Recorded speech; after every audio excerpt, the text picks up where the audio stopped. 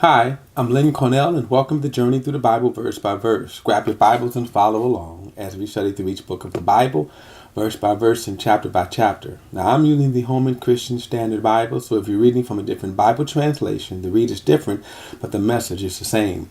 Now, we're going to continue in our study in the Gospel of Matthew, and we're in chapter 26. Verse 1. When Jesus had finished saying all of this, he told his disciples, "You know that the Passover takes place after 2 days, and the Son of Man will be handed over to be crucified." Now, remember, Jesus had entered Jerusalem, and this is the week leading up to the final event. He had his confrontation in the temple. He had the triumphant entry into Jerusalem, riding in on the donkey. He had this scathing open rebuke against the Pharisees. And then, of course, he ended that with sort of a discourse with his disciples on what the future holds for them, for the nation, and then ultimately will conclude with his coming. But this statement, of course, is a sobering reminder that in just 2 days, he's going to be arrested, tried unfairly, unjustly, and crucified. So there are a lot of emotions going on here with them. We're going to see also with Jesus. The impact of what I guess now has finally arrived. Okay. Now verse 3.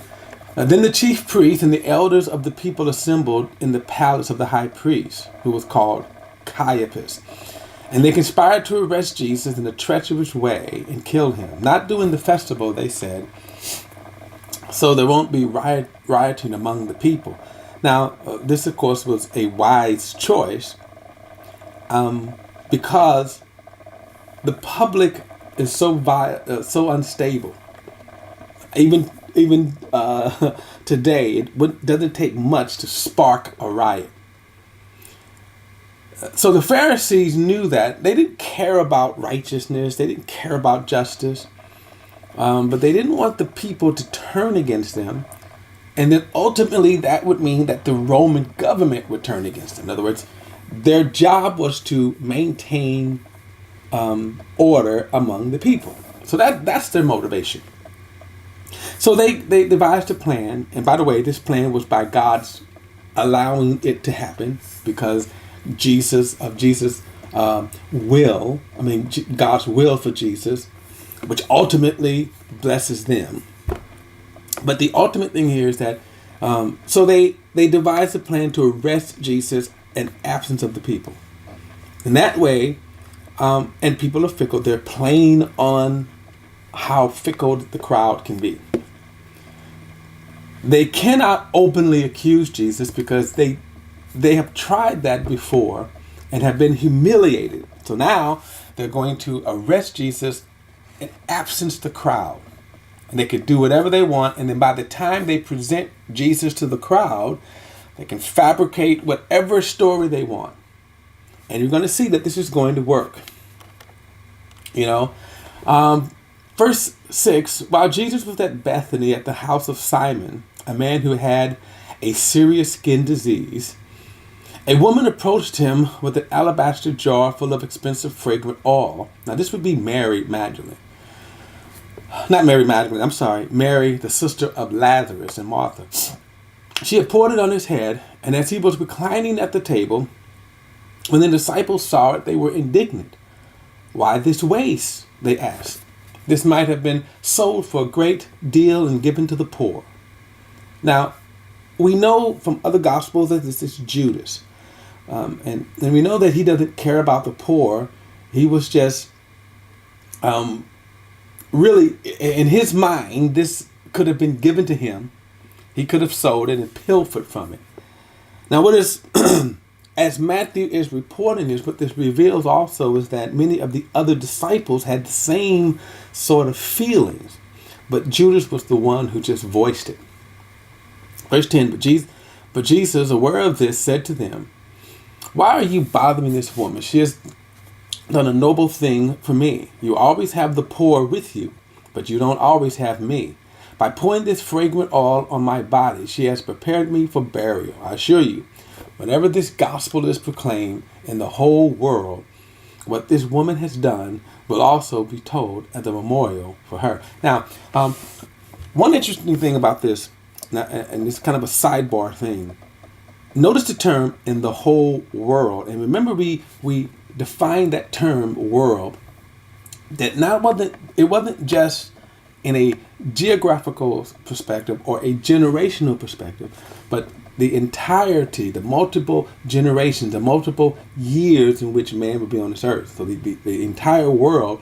And think about it, 2,000 years later, whenever you read the Gospels account, and this account of Mary, the sister of Martha, is told in every Gospel. So since for the last 2,000 years, this has been told as a memorial to her as you read this, as we're talking about it right now. But it also kind of, I think, gives a scope, not intentionally, I don't think, but it also gives a scope in terms of what Jesus means by the term world. Now, remember we talked about that when he says that the gospel will be preached in the whole world, then the end will come. All right, verse 14, then one of the 12, a man called Judas Iscariot, went to the chief priest and said, "What are you willing to give me if I hand him over to you?" So they weighed out 30 pieces of silver for him. And from that time, he started looking for an opportunity to betray him. Now, very interesting is, why did Judas do this? In other words, we don't kind of know how the meeting came about. In other words, it's not like the Pharisees advertised in the local paper looking for a betrayer of Jesus.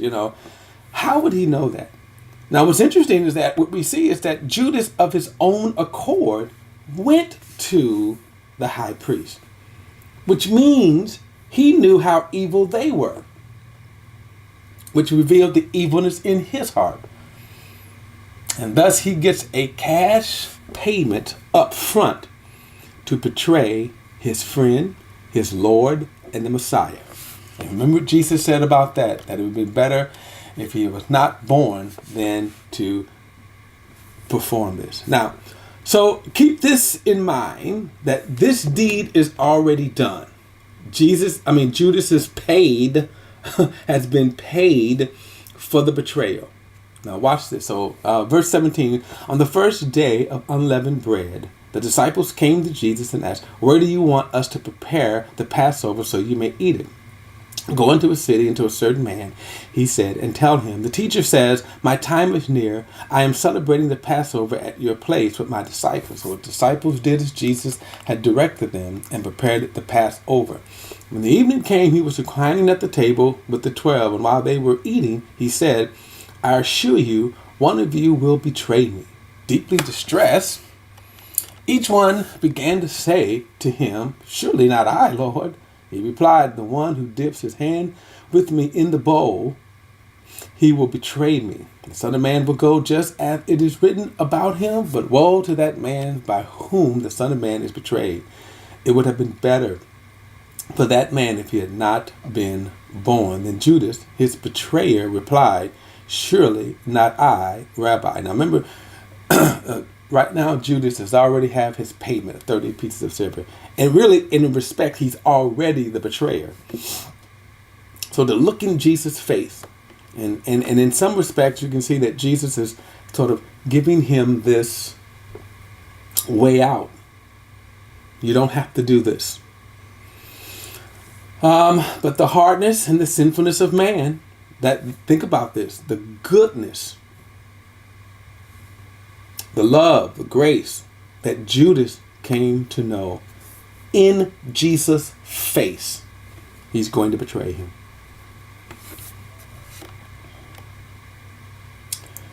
Verse 26, as they were eating, Jesus took the bread and blessed and broke it and gave it to his disciples and said, "Take and eat it. This is my body." Then he took the cup, and after giving thanks, he gave it to them and said, "Drink from it, all of you. For this is my blood that established the covenant. It is shed for many for the forgiveness of sins. But I tell you, from this moment, I will not drink of this fruit of the vine until the day when I drink it anew in my Father's kingdom with you. And after singing psalms, they went out to the Mount of Olives. Now, the significance of this meal is called the Last Supper. It is also called a fellowship meal.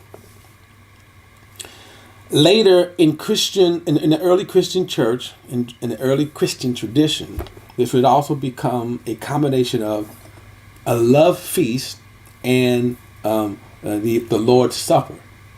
And so we see that here. They ate, and then they had this fellowship of the communion. Now, the significance of the communion, which I think many Christians miss the point. Sharing the meal is the representation of the sacrifice that Jesus performed for us. That sharing the meal was Jesus' body being broken and his blood being spilled, and he says for the forgiveness of sins. Now, as we share communion together, and really that's the biggest point of the communion. It's sharing it together as we, in remembrance, that we see how we are one with this bread. We are one with the blood. In other words, we all have been forgiven. The sin of taking communion improperly is not seeing one another that way, that we see one another better or inferior or whatever. That is the greatest sin about I think taking communion improperly or taking it in an unworthy manner. So it says, verse 30 again, after singing psalms, they went out to the Mount of Olives. So they left, in a sense, Jerusalem, and went out to the Mount of Olives. Now, the singing of psalms here is not necessarily from the book of Psalms, although it might have been. It just simply means they were singing some hymns. Verse 31, then Jesus said to them, tonight all of you will run away because of me. For it is written, I will strike the shepherd, and the sheep of the flock will be scattered. But after I've been resurrected, I will go ahead of you into Galilee. Peter told him, even if everyone runs because of you, I will never run away. I assure you, Jesus said to him, tonight, before the rooster crows, you will deny me 3 times. Even if I have to die with you, Peter says, I will never deny you. And all the disciples said the same. Now, here's a question. And when we look at this here, what's wrong with this picture here? Peter himself says, remember back when Jesus asked, who do people say that I am? You are the Christ, the Son of God, the Messiah. Of course, Peter says that on a wealth of experience that he has personally seen. Okay? He's seen the transfiguration. He's seen the miracles. He's seen all of these things, right? So he knows this is God manifested in the flesh. So why is he arguing with Jesus? In other words, why not take a position of humility? And it should be something that is sobering. In other words, Jesus declares something that reveals a character flaw. And instead of saying, I hear you, Lord, how can I change? Now, by the way, when we get into the next video, into the garden, we're going to see he's going to have an opportunity, which he will blow because of the hardiness. Peter could have said, how could I change it? How can I stop this? I don't want to do this. Instead, he asserts his, oh no, not me. I would never do this. In other words, you're saying Jesus is a liar? All right, so we'll pick this up with the next video. So we'll pick this up in verse 36 next time. So I'll see you then.